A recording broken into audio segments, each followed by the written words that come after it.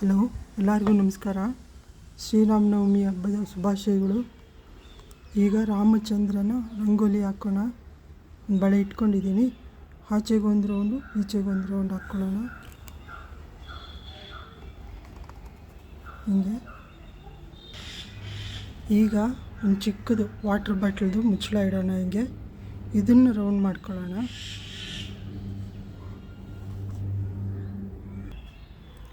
ನೋಡಿ, ರಂಗೋಲಿ ಪುಡಿ ಹಾಕಬೇಕಾದ್ರೆ ಮನೇಲಿರೋ ಗ್ಯಾಸ್ಕೆಟು ಆ ಥರದ್ದು ಹಾಕ್ಕೋಬೋದು ರೌಂಡ್ ಮಾಡೋಕ್ಕೆ.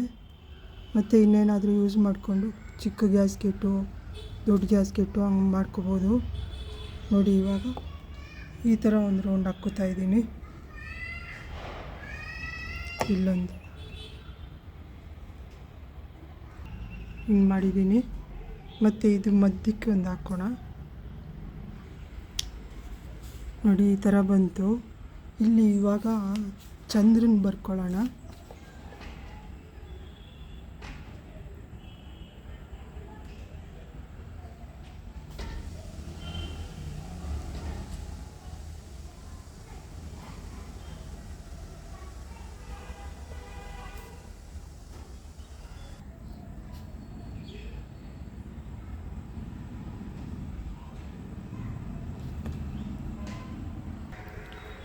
ನೋಡಿ, ಚಂದ್ರ ಆಯಿತು.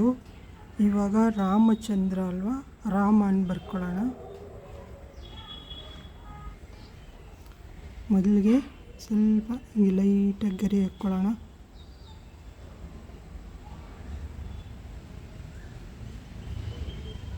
ನೋಡಿ, ಹೀಗೆ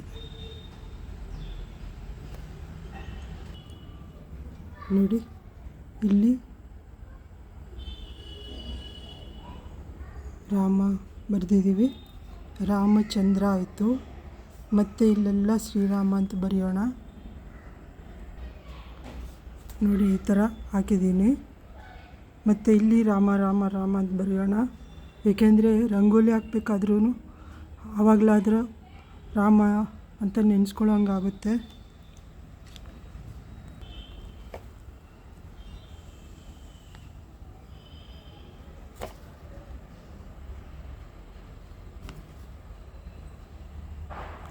ರಾಮ್ ರಾಮ್ ಅಂತ ನೆನೆಸ್ಕೊಳ್ಳೋಂಗಾಗುತ್ತೆ.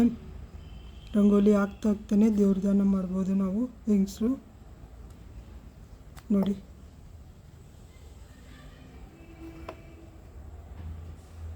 ರಾಮ್ ರಾಮ್ ರಾಮ್ ರಾಮ್ ಆಯಿತಾ? ನೋಡಿ, ಈ ಥರ ದೇವ್ರ ಮನೇಲಿ ಹಾಕ್ಬೋದು. ಮತ್ತು ರಂಗೋಲಿ ಹಿಟ್ಟಲ್ಲಿ ಹಾಕ್ಬೇಕಾದ್ರೆ ಇದು ರೌಂಡ್ ಹಾಕ್ಕೊಳ್ಳೋಕ್ಕೆ ಕುಕ್ಕರ್ದು ಗ್ಯಾಸ್ ಸ್ಟಿಕ್ ಇರುತ್ತಲ್ಲ, ರಬ್ಬರು, ಅದು ಹಾಕ್ಕೋಬೋದು. ಸಪೋರ್ಟಿಗೆ ತಗೋಬೋದು.